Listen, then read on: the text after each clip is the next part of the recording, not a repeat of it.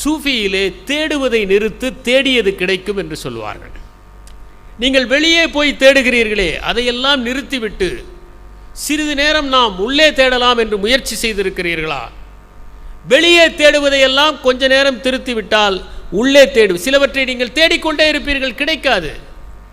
திடீரென ஒரு நாள் நீங்கள் தேடாத போது அது கிடைக்கும். நீங்கள் எங்கேயோ வைத்த பேனா, எங்கேயோ வைத்த ஒரு கடிகாரம் உங்கள் கண்களிலே படும்.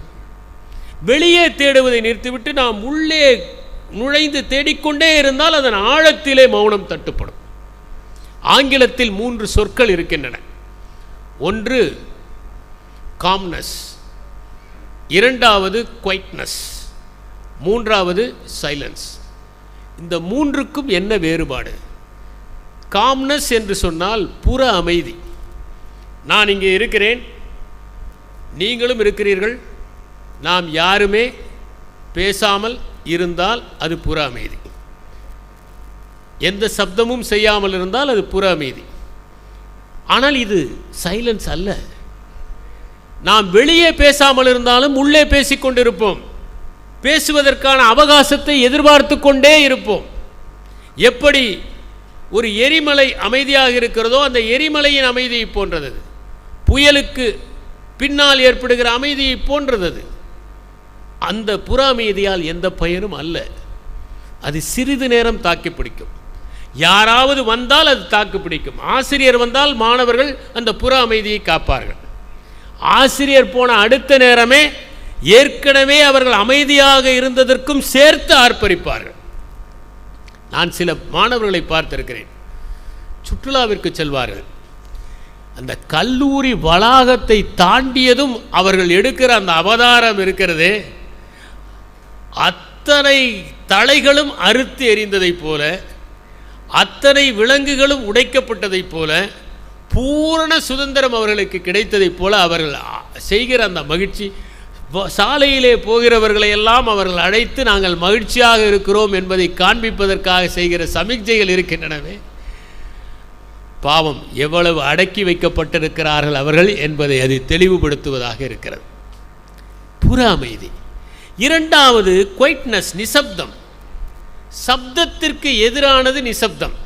சப்தம் செய்யாமல் இருப்பது நிசப்தம். எதையும் கீழே போடாமல், எதையும் அசைக்காமல், நாற்காலியை இழுக்காமல் இருப்பது நிசப்தம். அழுக்கு வேறு, அசுத்தம் வேறு. அழுக்கு தானாக சேருவது, அசுத்தம் நாமாக செய்வது. அமைதி வேறு, நிசப்தம் வேறு. சப்தம் நாமாக செய்வது, சப்தம் செய்யாமல் இருப்பது, அதுதான் குவைட்னஸ். மூன்றாவது சைலன்ஸ். சைலன்ஸ் என்று சொன்னால் அது பேசாமல் இருப்பது மட்டுமல்ல, எதையும் சிந்திக்காமல் இருப்பது, நமக்குள்ளும் பேசாமல் இருப்பது, நமக்குள்ளும் சொற்கள் எல்லாம் உறைந்து போவது. சில பேர் பேசாமல் இருப்பார்கள், ஆனால் சைகைகளால் பேசுவார்கள், கண்களால் பேசுவார்கள். அவர்கள் பேசியே இருக்கலாம் என்று தோன்றுகிற அளவுக்கு அவர்களுடைய சமிக்ஞைகள் இருக்கும். இப்படி பேசுவதை திருவள்ளுவர் கூட குறிப்பிட்டிருக்கிறார். கண்ணோடு கண்ணை நோக்கொக்கின் வாய்ச்சொற்கள் என்ன பயனும் இல என்கிறார். இது குறிப்பறிதல் அதிகாரத்தில் வருகிறது, காமத்துப்பாலில். ஒரு ஆணும் பெண்ணும் ஒருவரை ஒருவர் கண்களால் பார்த்து கொண்டால் வாய்ச்சொற்களுக்கு தேவையே இல்லை. அப்துல் ரஹ்மான் சொல்கிறார், காதல் ஒரு விசித்திரமானது, அங்கேதான் கண்கள் பேசுகின்றன, உதடுகள் சந்திக்கின்றன என்கிறார். கண்கள் தான் பேசுகின்றன, உதடுகள் பேசுவது இல்லை என்று அவர் குறிப்பிடுகிறார்.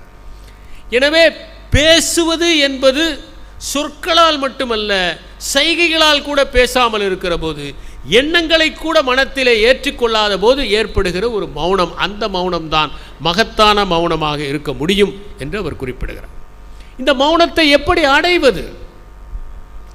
ஒரு மடாலயத்தில் அந்த தலைமை துறவி யார் வந்தாலும் அவர்களை அழைத்து அந்த மடாலயத்தில் எல்லாவற்றையும் விவாதிக்க சொல்வார். அந்த சீடர்களுக்கு தியானம் செய்வது சிரமமாக இருந்தது. அப்போது ஒரு சீடர் அவரை பார்த்து கேட்டார், இப்படி எப்போது பார்த்தாலும் இரைச்சல் இருக்கிறது, நாங்கள் எப்படி மௌனமாக இருப்பது? அவர் சொன்னார், மௌனம் என்பது சப்தங்களை உதிர்ப்பதல்ல, சுயத்தை உதிர்ப்பது. நம்மை உதிர்க்கிற போதுதான் அந்த மௌனம் வரும் என்று அவர் சொன்னார். அதனால்தான் ஓசை அடங்கும் இட ஓங்கார துள்ளொலிகான், ஓசை அடங்குமிடம் ஓங்கார துள்ளொலிகேன், பேசாதிருக்கும் பிரம்மமதி என்றாண்டி என்று பட்டினத்தார் குறிப்பிடுகிறார். இந்த ஓசைகள் அடங்குகிற போது அந்த ஓம்காரம் என்பது கேட்கும் என்று அவர் அந்த தெய்வீக அந்த ஒளியை பற்றி அவர் குறிப்பிடுகிறார். இது எல்லாவற்றிற்கும் பொருந்தமானது. ஜென்னை எடுத்துக்கொண்டால் கூட நீங்கள் தியானிக்கிற போது உங்கள் மனத்தை உற்று நோக்க வேண்டும், எண்ணங்களை உற்று நோக்க வேண்டும் என்பதுதான் முக்கியமானதாக இருக்கிறது. த திச் நாட் ஹான் என்கிற ஒரு புத்த துறவி, அவர் வியட்நாமிய துறவி. அவருடைய பெயர் நோபல் பரிசுக்கு கூட பரிந்துரை செய்யப்பட்டது. ஓல்டு பாத் ஒயிட் கிளவுட்ஸ் என்கிற ஒரு அழகான புத்தகத்தை புத்தரின் வாழ்க்கையை பற்றி எழுதினார். அவருடைய ஆசிரமத்தில் ஞாயிற்றுக்கிழமை ஆனால் சோம்பேறி நாள் என்று பெயர். அந்த நாளன்று எல்லோருமே மெதுவாக நடப்பார்கள், மெதுவாக சாப்பிடுவார்கள், மெதுவாக தண்ணீர் அருந்துவார்கள், எல்லாவற்றையுமே கவனிப்பார்கள், எல்லாவற்றையுமே தியானமாக மாற்றுவார்கள். எதை செய்தாலும் மெதுவாக நிதானமாக உற்று கவனித்து செய்வார்கள். அது மௌனத்தை அடைவதற்கான ஒரு பயிற்சி என்று குறிப்பிடுகிறார். எனக்கு தெரிந்த ஒருவர் ஒரு குறிப்பிட்ட நாளன்று மௌன விரதம் இருப்பார். யாருடனும் பேச மாட்டார், அமைதியாக இருப்பார். எவ்வளவு பெரிய நபர்கள் வந்தாலும் பேச மாட்டார். அவர் காகிதத்தில் எழுதி காண்பிப்பார், சைகையால் பேசுவார். அவர் சொன்னது புரியாவிட்டால் கோபப்படுவார், கண்கள் கொப்பளிக்கும். அவர் என்றைக்கு மௌனம் இருக்கிறாரோ அந்த நாள் அவர்கள் வீட்டில் இருக்கிறவர்களாம் அதிகமாக பேசி தொலைப்பார்கள். இதுவா மௌனம்? மற்றவர்களை பேச வைப்பதா மௌனம்? அந்த இல்லம் முழுவதுமே அமைதியாக இருக்கும்படி பார்த்து கொள்வது தானே மௌனம். ஹார்வர்ட் பல்கலைக்கழகத்தில் what they to not teach at Harvard business school என்கிற புத்தகத்தை மெக்கார்மக் எழுதியிருக்கிறார். அந்த புத்தகத்தில் அவர் சொல்லுகிறார், சைலன்ஸ் இஸ் நாட் அக்செப்டன்ஸ் என்று குறிப்பிடுகிறார். நான் ஏற்கனவே சொன்னேன் சைகைகளால் பேசுவது என்று. எந்த சைகையால் கூட பேசாமல் இருப்பதற்கு ஒரு பெயர் இருக்கிறது. இது 10வது மௌனம். அதற்கு பெயர் காஷ்ட மௌனம் என்று பெயர். சைகைகளால் கூட பேசாமல் இருப்பது, அமைதியாகி விடுவது, உறைந்து விடுவது, ஒரு பாறையைப் போல ஆகிவிடுவது. இந்த ஹார்வர்ட் பிஸ்னஸ் ஸ்கூலில் கூறுவது, சிலர் அமைதி காக்கிறார்கள் என்பதால் அவர்கள் ஒத்துக்கொண்டார்கள் என்று நினைக்கக்கூடாது. அவர்கள் சொல்வதற்கு பயப்படுகிறார்கள். ஒரு மேலதிகாரி சொன்னால் எப்படி நாம் மறுத்து சொல்ல முடியும் என்று அமைதியாக இருப்பார்கள். நீங்கள் எதை வேண்டுமானாலும் சொல்லுங்கள் என்று அவர்களுக்கு நாம் சுதந்திரம் கொடுத்தால் சொல்லத் தொடங்குவார்கள். பல வீடுகளில் குழந்தைகள் அப்பாவிடம் மௌனம் காக்கும். அம்மாவின் மூலம்தான் எந்த செய்தியும் அப்பாவுக்கு செல்லும். ஏனென்றால் அப்பாவிடம் எடுத்தவுடன் சொல்ல முடியாது. ஒரு மௌனத்தை காக்க வேண்டும். அது அக்செப்டன்ஸ் என்பது அல்ல, மாறாக அந்த மௌனம் அம்மாவின் வழியாக கோரிக்கையாக வெளிப்படுகிற ஒன்று என்று. அதை போலவே தாகூர் சொல்லுகிறார், உங்கள் வாழ்க்கை நேரத்தின் நுனியில், இலைகளின் நுனியில் நடனமாடுகிற பனித்துளியைப் போல இருக்கட்டும் என்று மௌனத்தை பற்றி சொல்லுகிறார். நம்முடைய பெரும்பாலும் மௌனமாக இருக்க முடியாத இன்னொரு பிரச்சனை கோபம். மௌனத்திற்கு எதிர்ப்பதமாக இருக்கிறது கோபம். பல நேரங்களில் நாம் கோபப்பட்டால் சொற்களை கொட்டி விடுகிறோம்.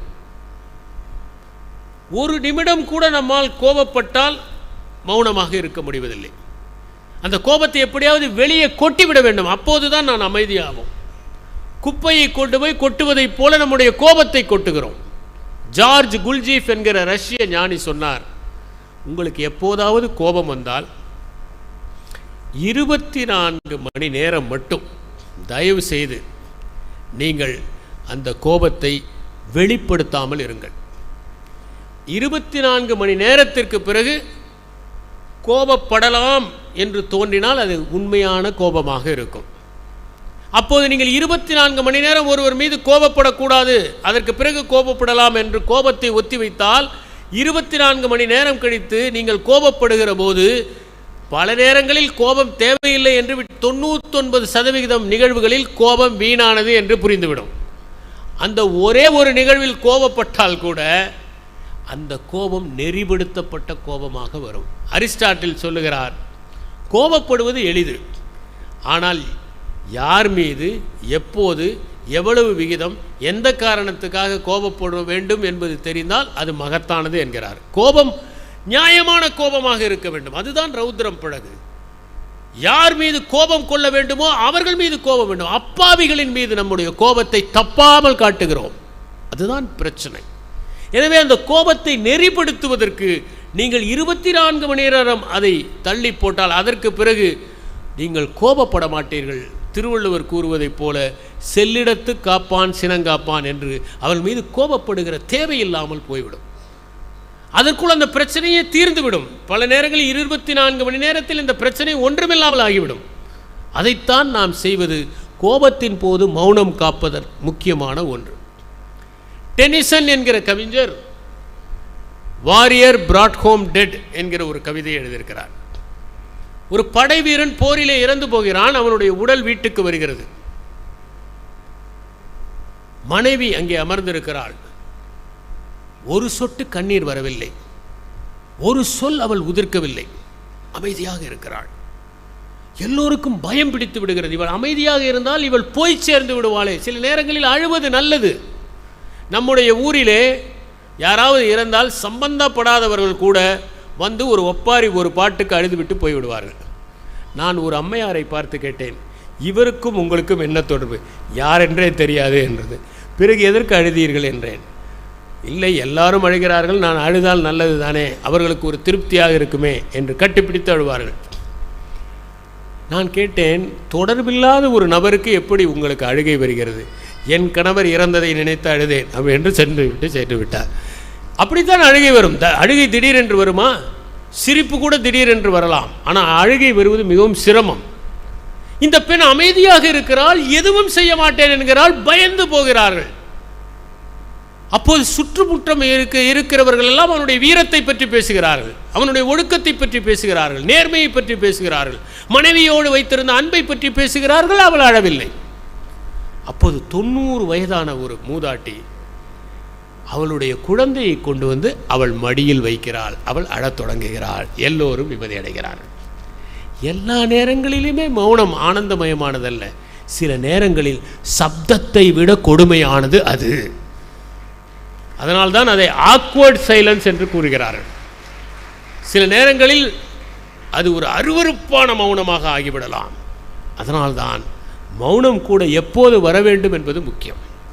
இந்த மௌனத்தை நாம் எப்படி கற்றுக்கொள்ள வேண்டும் என்பதற்கு ஒரு சின்ன சம்பவம் கூறுகிறேன். ஒரு நிறுவனத்திற்கு தவளையின் தோல் தேவைப்பட்டது. அவர்களுக்கு தேவைப்பட்டது 10 லட்சம் தவளை தோல். 10 லட்சம் தவளை தோல் வேண்டும் என்று அவர்கள் விளம்பரம் செய்து விட்டார்கள். ஒரு விவசாயி அவருடைய நிலத்திற்கு பக்கத்தில் எப்போது பார்த்தாலும் தவளைகள் சத்தம். நான் 10,000 தவளைகளின் தோலை ஒரு வாரத்தில் சமர்ப்பிக்கிறேன் என்று அவர் தந்தி அடித்து விட்டார். ஒரு வாரம் கழித்து ஒரே ஒரு தவளையின் தோல் தான் வந்தது. அவர் எழுதியிருந்தார், இந்த ஒரு தவளை தான் இவ்வளவு சத்தம் செய்தது, நான் ஏகப்பட்ட தவளை என்று நினைத்து விட்டேன் என்று. ஏனென்றால் சில நேரங்களில் நாம் சாதாரண சில ஓசைகளை கூட அபரிமிதமாக கற்பனை செய்து கொள்கிறோம். ஒன்றுமே பிரச்சனை இருக்காது, அதை பெரிய பிரச்சனையாக எடுத்துக்கொள்கிறோம். 4 பேர் எதிர்ப்பார்கள், அதை 400 பேர் எதிர்ப்பதாக நினைத்துக் கொள்வோம். சாதாரணமாக ஒன்றுமில்லாமல் போய்விடக்கூடிய ஒன்றை பூதாகரமாக நம்முடைய மனமே கற்பித்து நடுங்கி பயந்து இறுதியில் ஒன்றுமில்லை என்று ஆகிற போது பெருமூச்சு விடுவோம். அதற்குள் எல்லா உபாதைகளும் வந்துவிடும், இரத்த கொதிப்பு, நீரழிவு எல்லாம் வந்துவிடும். அதனால் பிரச்சனைகளை சின்ன கல்லாகத்தான் இருக்கின்றன. கண்களுக்கு பக்கத்தில் வைத்து பார்த்தால் பார்வையை மறைக்கும், தூரமாக வைத்தால் அது சின்னது என்பது தெரியும். எனவே பிரச்சனையை கண்களுக்கு அருகில் கொண்டு போகாது. அந்த ஞானி சொன்னார், இந்த கதை சொல்லிவிட்டு, நீங்கள் ஒவ்வொரு சொற்களுக்குள்ளும் இருக்கிற மௌனத்தை பாருங்கள், அடுத்தவர்கள் சொற்களுக்குள் இருக்கிற மௌனத்தை பாருங்கள். அப்படி நீங்கள் பார்த்து கொண்டே இருக்கிற போதுதான் உங்களுக்குள் ஒரு தெளிவு ஏற்படும். அது மௌனம் என்பது உங்களுக்கு புரியும் என்று அவர் தெளிவுபடுத்துகிறார்.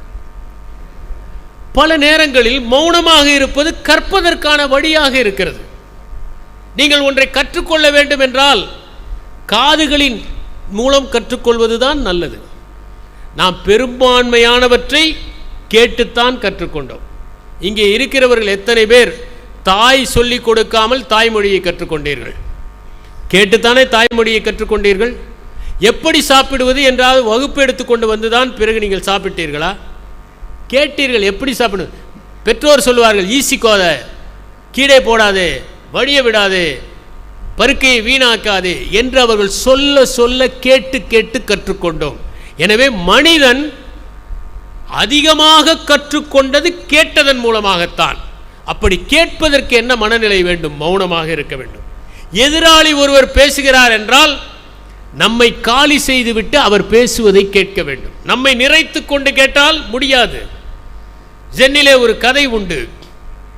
நான்யன் என்கிற துறவியை பார்க்க ஒருவர் வந்தார். அந்த நான்யன் அந்த பேராசிரியரிடம் பேசி கொண்டிருக்கிற போது அவருக்கு தேநீர் தருவதற்காக ஒரு கோப்பையை எடுத்து தேநீரை ஊற்றினார். தேநீர் நிரம்பி விட்டது. ஆனால் ஊற்றிக்கொண்டே இருந்தார். அது வழிந்தது. பேராசிரியர் சொன்னார், அந்த கோப்பை நிறைந்து விட்டது, ஏன் ஊற்றிக்கொண்டே இருக்கிறீர்கள்? அந்த நிறைந்த கோப்பையை போலத்தான் நீங்களும் நிரப்பிக் கொண்டு வந்திருக்கிறீர்கள். உங்களை காலி செய்து கொண்டு வாருங்கள், பிறகு பேசலாம் என்றார். நாம் நம்மை நிரப்பிக் கொண்டிருந்தால் கேட்க முடியாது, கற்க முடியாது, தெரிந்து கொள்ள முடியாது, தெளிவுபடுத்திக் கொள்ள முடியாது. அதனால் திருவள்ளுவர் சொன்னார், கற்றிலன் ஆயினும் கேட்க அஃதொருவர்க்கு ஒர்க்கத்தின் ஊற்றாம் துணை. கேட்பதற்கு என்ன தேவை? மௌனமாக இருக்க வேண்டும், அமைதியாக இருக்க வேண்டும், சப்தம் செய்யாமல் இருக்க வேண்டும். ஆங்கிலத்திலே ஒரு புத்தகம், the other side of silence என்று ஊர்வசி புட்டாலியா என்பவர் எழுதியது. இந்தியா பாகிஸ்தான் பிரிவினையின் போது ஏற்பட்ட வன்முறைகளை பற்றிய தொகுப்பு அது. அந்த எல்லைப்புறத்திலே இருக்கிற பெண்கள் வன்முறைக்காரர்களின் கையில் சிக்கி சீரழிந்து விடக்கூடாது என்பதற்காக கிணற்றில் குதிப்பார்கள். அவர்கள் ஒட்டுமொத்தமாக குதிக்கிற போது தண்ணீர் பற்றாததால் அவர்கள் சாகாமல் உயிரோடு இருந்து மாட்டிக்கொள்வார்கள். இதையெல்லாம் அவர் எழுதியிருக்கிறார். எப்படியெல்லாம் நாம் மனிதர்களாக இருப்பவர்கள் மிருகங்களாக மாறிவிடுகிறோம். காரணமே இல்லாத ஒருவரின் மீது நாம் வன்மத்தை கட்டவிழ்த்து விடுகிறோம் என்பதை ஊர்வசி புட்டாலியா சொல்கிறார். இதை ஜூலியஸ் சீசர் நாடகத்தில் ஷேக்ஸ்பியர் சொல்லியிருப்பார். ஒருவர் கொல்ல வேண்டும் என்று முடிவு செய்து விட்டால் பிறகு காரணங்களை நாம் கண்டுபிடித்து விடுவோம். அதுதான் நம்முடைய பிரச்சனை. காரணமே இருக்காது, ஆனால் காரணங்களை நாம் கண்டுபிடிப்போம். இதுதான் மனிதர்களுடைய குணம். எப்படி அந்த ஓணானை சிறுவர்கள் எல்லாம் கல்லெடுத்து அடிக்கிறார்களோ அதை போல ஒரு காரணத்தை கண்டுபிடித்து விடுவோம். அதிலே அவர் சொல்லுகிறார், இந்த தூய்மை பணியாளர்கள் யாருமே அப்போது துன்புறுத்தப்படவில்லை என்கிறார். ஏனென்றால் இரண்டு பக்கத்தில் இருப்பவர்களுக்கும் தூய்மை பணியாளர்கள் தேவைப்பட்டார்கள். அதனால் அவர்கள் மீது யாரும் கை வைக்கவில்லை. யார் முக்கியமானவர்களாக இருக்கிறார்களோ அவர்களைத்தான் நாம் ஒரு காலத்தில் ஒதுக்கி வைத்தோம் என்பதை ஊர்வசி பட்டாலியா அந்த மௌனம் என்கிற அந்த நூலிலே குறிப்பிடுகிறார். இது முக்கியமான ஒரு கருத்து. நம்முடைய மௌனம் ஒழுகுகிற பானையாக இருப்பதா, நிரம்பி வழிகிற பானையாக இருப்பதா? சிலருடைய மௌனம் அறியாமையால் வருகிற மௌனம், அது ஒழுகுகிற பானை. நிரம்பி வழிகிற பானை என்பது எல்லாம் அறிந்து கொண்டதால் மௌனமாக இருப்பது. அந்த நிறைவு பெற்ற பானையாக இருக்கிறவருடைய மௌனம் ஆற்றல் பெற்றதாக இருக்கும் என்பதற்கு ஒரு சம்பவத்தை குறிப்பிட விரும்புகிறேன். மிலரேப்பா என்கிற ஒருவர் இருந்தார். இந்த மிலரேப்பா யார் என்றால் தாந்திரீகத்தை சார்ந்த ஒரு ஞானி. திலோப்பா என்ற ஒருவர் இருந்தார். திலோப்பாவுக்கு ஒரு சீடர் இருந்தார். அந்த சீடரின் பேர் மராப்பா. மராப்பாவின் சீடர் நராப்பா. நராப்பாவின் சீடர் மிலரேப்பா. அந்த மிலரேப்பா தன்னுடைய ஆசிரமத்திலே அமர்ந்திருக்கிறார், மௌனமாக அமர்ந்திருக்கிறார். ஒரு வேட்டைக்காரன் தன்னுடைய வேட்டை நாயோடு ஒரு மானை துரத்தி கொண்டு ஓடுகிறான். அந்த மான் நேராக ஓடிப்போய் அந்த மிலரேப்பாவனுடைய ஆசிரமத்திற்குள் நுழைகிறது. அங்கே அவர் அமைதியாக இருப்பதை பார்த்தது அமைதியாக அமர்ந்து விடுகிறார். சிறிது நேரத்தில் அந்த வேட்டை நாய் மானை துரத்தி வந்தது, உள்ளே நுழைகிறது, ஆக்ரோஷமாக உள்ளே நுழைந்தது. ஆனால் மிலரேப்பாவனுடைய அமைதியை பார்த்து அதுவும் அமைதியாக அமர்ந்து விடுகிறது. சிறிது நேரத்தில் அந்த வேட்டைக்காரன் வந்தான். அவன் மிலரேப்பாவை பார்த்தான், அவனும் அமைதியாக அமர்ந்து விட்டான். இதுதான் நிரம்பி வழிகிற மௌனம் செய்யக்கூடிய செயல். நீங்கள் மௌனத்தால் நிரம்பி வழிந்தீர்கள் என்றால் உங்களை சுற்றி மௌனத்தின் அதிர்வலைகளை ஏற்படுத்தி விடுவீர்கள். அதற்கு பிறகு அந்த ஒட்டுமொத்த சூழலும் தெய்வீகமயமானதாக ஆகிவிடும். மௌனம் என்பது தன்னை காலி செய்து கொள்வது. ஒரு மூங்கில் தன்னை காலி செய்து கொண்டால் தான் புல்லாங்குழலாக ஆக முடியும். அடைத்து கொண்டிருந்தால் சாரமாகத்தானே ஆக முடியும். எனவே நம்மை காலி செய்கிற போது ஏற்படுகிற மரணம் அருமையானது. அதனால்தான் ஜிஸ்கே கிராமர் என்பவர் ஒன்றை சொன்னார், மௌனம் என்பது ஒன்றுமல்லாதது அல்ல, அனைத்தையும் உள்ளடக்கியதாக இருக்கிறது. அதனால் எல்லாவற்றிலுமே மௌனம் இருக்கிறது. சொற்களில் மௌனம் இருக்கிறது. 2 சொற்களுக்கு இடையே மௌனம் இருக்கிறது. எப்படி? நாம் பேசுகிற போது 2 சொற்களுக்கு இடையே இடைவெளி இருந்தால்தான் நீங்கள் புரிந்து கொள்ள முடியும். எழுதுகிற போது 2 சொற்களுக்கு இடையே இடைவெளி இருந்தால்தான் மற்றவர்கள் வாசிக்க முடியும். இடைவெளியே இல்லாமல் நீங்கள் எழுதி பாருங்கள், யாராவது புரிந்து கொள்வார்களா? ஒருவர் கூட புரிந்து கொள்ள முடியாது. எனவே இடைவெளி இருப்பதைப் போல மௌனம் இருக்கிறது என்றார். அவர் சத்தீஸ்கரில் உள்ள ராமநாமி என்கிற ஒரு குழுவை பற்றி சொன்னார். அவர் பழங்குடி மக்கள். அவர்களை கோயிலுக்குள் அனுமதிக்கவில்லை. பரசுராம் என்று அவர்களில் ஒருவர் இருந்தார். அவர் நெற்றியிலே கடவுளின் பெயரை பச்சை குத்தி கொண்டார். இவர் பச்சை குத்தி கொள்ளக்கூடாது என்றவர்கள் நீதிமன்றம் சென்றார்கள். 1910 நீதிமன்றம் சென்றார்கள். ஆனால் அந்த பரசுராம் பக்கம்தான் வெற்றி பெற்றது. அந்த ஊர் மக்கள் எல்லோருமே நெத்தியிலே கடவுளின் பெயரை பச்சை குத்தி கொள்வார்கள். ராமரின் பெயரை பச்சை கொள்வார்கள். அவர்கள் யாருமே புலால் உண்ண மாட்டார்கள், மது அருந்த மாட்டார்கள், அமைதியாக இருப்பார்கள். எல்லா நேரங்களிலும் அவர்கள் கடவுளின் பெயரை சொல்லுவார்கள். அதில் நான் சொக்கி போனேன், அவ்வளவு ஒரு ஆனந்தத்தை அனுபவித்தேன் என்று ஜிஸ்கி கிராமர் சொல்லுகிறார். அதை போலவே மௌனமாக இருப்பது என்பது சாதாரணமானதல்ல. ஒரு சப்தம் ஒன்று ஓடிக்கொண்டே இருக்கிறது நமக்குள் என்பதை தெளிவுபடுத்துவதற்காக டல்லாஸ் டெய்லர் என்பவர் சொன்னார். அவர் ஒரு சம்பவத்தை குறிப்பிட்டார். ஜான் கேஜ் என்பவர் ஒரு இசைக்கலைஞர். அவர் ஒரு இசைக்கோவை நிகழ்ச்சியை நடத்துகிறார். அதற்கு பெயர் 4 நிமிடங்கள் 33 வினாடிகள். அதற்கு பெயரே 4 நிமிடம் 33 வினாடி. இப்படி அரங்கம் நிறைந்த ஒரு கூட்டம் அந்த ஜான் கேஜினுடைய இசை கட்டேஜ்க்காக காத்திருக்கிறது. டேவிட் டியூடர் என்பவர் தான் பியோனா வாசிக்கிறார். வந்து அமர்கிறார். எல்லோரும் இசை வெள்ளம் பாயப்போகிறது என்று எதிர்பார்க்கிறார்கள். அவர் பியோனாவை திறக்கிறார், மூடுகிறார். எதுவுமே செய்யவில்லை. எல்லா பார்வையாளர்களும் காத்திருக்கிறார்கள், இசை வரும் இசை வரும் என்று. 4 நிமிடம் 33 வினாடிகள் ஆனது. எழுந்து வெளியே சென்று விட்டார். பயங்கரமான ஆர்ப்பரிப்பு, பயங்கரமான எதிர்குரல்கள், எங்களை ஏமாற்றி விட்டீர்கள் என்று. ஜான் கேஸ் சொன்னார், உங்களால் 4 நிமிடங்கள் 33 நொடிகளுக்கான மௌனத்தை கூட சகித்து கொள்ள முடியவில்லை. அப்படிப்பட்ட சப்தங்களுக்கு நீங்கள் பழகி இருக்கிறீர்கள் என்று சொன்னார். அந்த ஜான் கேஜ் ஆக்ஸ்போர்ட் பல்கலைக்கழகத்திலே இருக்கிற சப்தமில்லாத அறைக்கு சென்றார். அங்கே சப்தமே கேட்காது, அப்படி ஒரு அறையை செய்திருக்கிறார்கள். எனக்கு கூட ஆசைதான் அப்படி ஒரு அறையில் போய் 1 மணி நேரம் இருந்துவிட்டு வரலாம் என்று. அந்த அறைக்குள் நுழைந்தார். அவர் வெளியே வந்தபோது சொன்னார், என்னுடைய ரத்தம் சுழல்வதை நான் கேட்டேன். எனவே மௌனம் என்கிற ஒன்று சாத்தியமே இல்லை, அமைதி என்பது சாத்தியமே இல்லை. நாம் அமைதியாக இருக்கிற இடத்தில் கூட நம்முடைய ரத்தம் ஒன்று ஓடுவதை கேட்டுக்கொண்டே இருப்போம் என்று அவர் குறிப்பிட்டார். எனவே அமைதி என்பது நமக்குள்ளே இருக்கிற எண்ணங்கள் எல்லாம் அடங்கி போகிற போது அற்புதமான ஒரு அனுபவத்தை பெறுவதுதான். அதிகம் பேசுவது எப்படிப்பட்ட ஆபத்து என்பதை உணர்பவர்கள் மௌனத்தை கற்றுக்கொள்வார்கள். ஷேக்ஸ்பியர் கொரோலினியஸ் என்கிற ஒரு நாடகத்தை எழுதியிருக்கிறார். இந்த கொரோலினியஸ் என்பவன் ஒரு வீரன், சிறந்த வீரன், பல போர்க்களங்களில் வென்றவன். அந்த ஒப்பற்ற வீரனுக்கு தான் தேர்தலில், செனட் தேர்தலில் பங்கெடுத்துக் கொள்ள வேண்டும் என்கிற ஆசை ஏற்படுகிறது. ஓரிடத்தில் புகழை பெற்றவர்கள் அதை இன்னொரு இடத்தில் காசாக்கி கொள்ள ஆசைப்படுவது தவறு. ஆனால் பலருக்கு அந்த ஆசை வந்து விடுகிறது.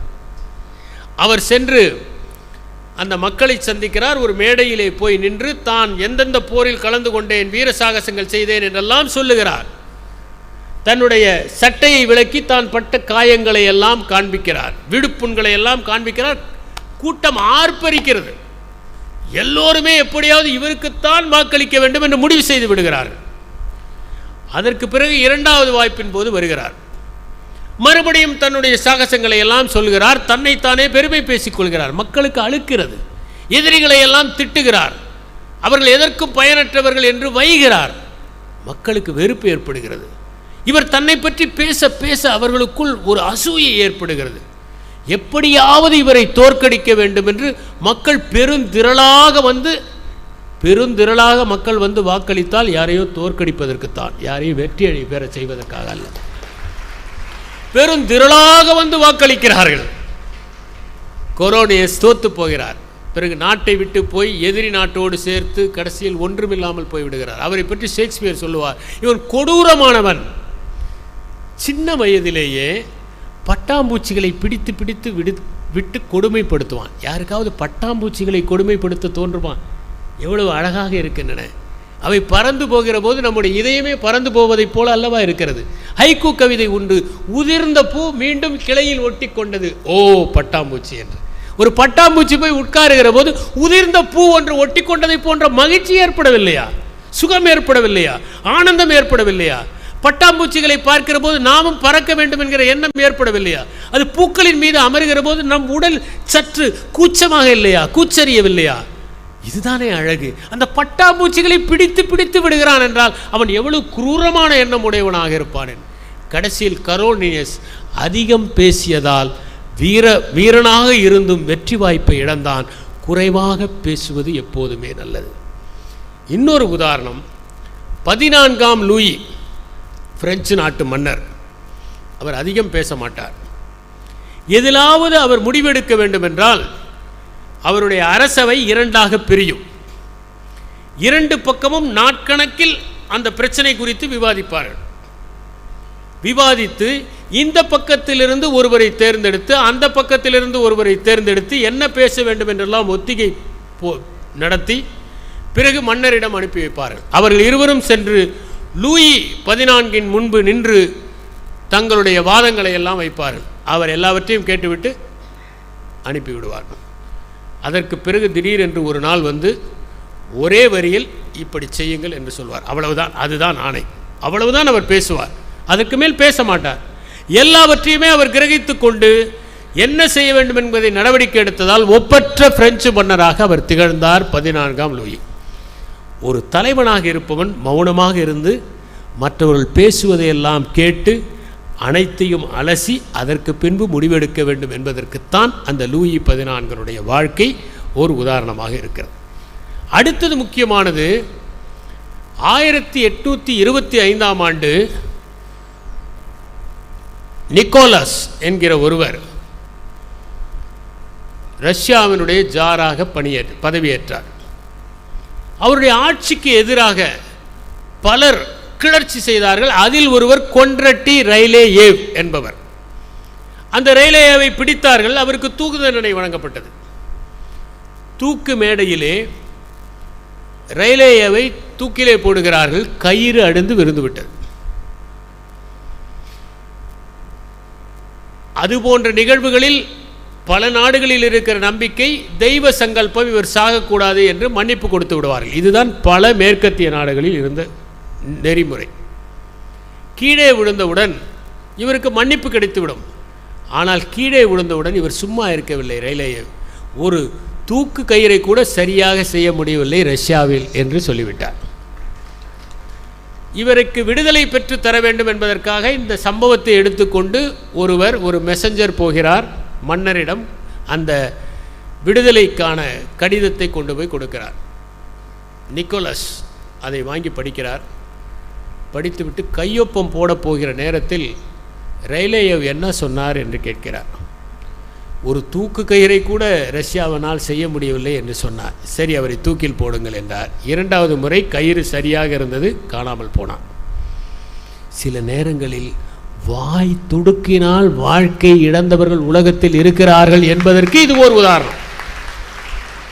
தயவு செய்து அமைதியாக இருங்கள், மௌனமாக இருங்கள். பல நேரங்களில் மௌனமாக இருப்பதே மகத்தான செயலாக இருக்கும் என்பதை அந்த நிக்கோலாசனுடைய வரலாறு நமக்கு காண்பிக்கிறது. அதனால்தான் நாம் எந்த நேரத்தில் பேச வேண்டும் என்பது தெரிய வேண்டும். 3 பேர் ஒரு தூக்கு மேடைக்கு அனுப்பப்படுகிறார்கள். ஒரு கில்லட்டின் இருக்கிறது. அந்த சுவிட்ச் போட்டால் அந்த கில்லட்டின் கழுத்தை வெட்டிவிடும். முதலாவது நபர் போகிறார், சுவிட்ச் போடுகிறார்கள், வேலை செய்யவில்லை, விடுவித்து விடுகிறார்கள். இரண்டாவது நபர் போகிறார், சுவிட்ச் போடுகிறார், வேலை செய்யவில்லை, அவரையும் விடுவித்து விடுகிறார். மூன்றாவது நபர் போகிறார், அவர் மின் பொறியாளர், மின்சாரத்தை பற்றி படித்தவர். அவர் போய் படுத்தவுடன் அவர் சொல்லுகிறார், அந்த 2 ஒயர்களையும் சரியாக நீங்கள் மாட்டினால் வேலை செய்யும் என்கிறார். தேவையா இது? இப்படித்தான் சில நேரங்களில் நிகழ்ந்து விடுகிறது. கேட்காத ஒலிகள் எங்கள் கேட்ட பாடல்களை விட இனிமையானது என்று கீட்ஸ் குறிப்பிட்டார். Unheard melodies are sweeter than the heard melodies என்று சொல்லுகிறார். நாம் இன்னும் கேட்காத பல இசை இருக்கிறது. அது எங்கே கேட்கப் போகிறோம்? கேட்பதற்கானது நம் காதுகளை திற. ஏனென்றால் நம் காதுகளுக்கு எட்டாத ஓசைகள் இருக்கின்றன. உதாரணமாக, வவ்வால்களுக்கு தெரிந்த ஓசைகள் நமக்கு தெரியுமா? தெரியாது. அவை அல்ட்ரா சவுண்ட் என்கிற ஓசைகளை கேட்க முடியும். இன்ஃப்ரா சவுண்ட் என்கின்ற ஓசைகளை யானைகள் கேட்க முடியும், நமக்கு கேட்காது. டோபர்மேன் கேங் என்கிற ஒரு படம், அதிலே நாய்களை கொள்ளையடிப்பதற்காக பழக்குவார்கள். அதற்கு விதவிதமான பிகில்கள் வைத்திருப்பார்கள். ஒரு பிகிலை அடித்தால் அந்த நாய் மட்டும் வரும், அடுத்த பிகிலை அடித்தால் அந்த நாய் மட்டும் வரும். ஏனென்றால் அந்த பிகிலில் அந்த ஓசை வெளிப்படும். ஆனால் மனிதர்களுக்கு கேட்காது. மனிதர்களுக்கு கேட்டால் எப்படி அந்த நாய்களை கொள்ளையடிக்க பழக்க முடியும்? மனிதர்களுக்கு கேட்காது, நாய்களுக்கு மட்டும் கேட்கும். எனவே நமக்கு கேட்காத பல ஓசைகள் இருக்கின்றன என்பதை நாம் உணர வேண்டும். ஆர்லின் பிரான்சாப்ட் என்கிறவர் ஒன்றை சொல்லுகிறார். இன்றைய குழந்தைகளுக்கு அதிக சத்தத்தை நாம் பழக்கி வைத்து விடுகிறோம், அதனால் அவர்கள் செவிகள் சேதப்பட்டு விடுகின்றன. நான் ஏற்கனவே சொன்னதைப் போல சப்தங்களின் நடுவில் வாழ்கிறோம் நாம். எனவே இந்த சப்தங்கள் எல்லாவற்றையும் அமுக்குகிற அளவிற்கு இன்னும் அதிக சப்தத்தில் அவர்கள் பாட்டை கேட்கிறார்கள், இன்னும் அதிக சப்தத்தில் திரைப்படங்களை பார்க்கிறார்கள், தொலைக்காட்சியை வைக்கிறார்கள். அதனால் அவர்கள் காதுகள் சேதப்படுகின்ற வாய்ப்பு அதிகமாக இருக்கிறது என்று அவர் குறிப்பிடுகிறார். 2 விதமான அமைதி இருக்கிறது. ஒன்று மயான அமைதி, இன்னொன்று மலர்த்தோட்ட அமைதி.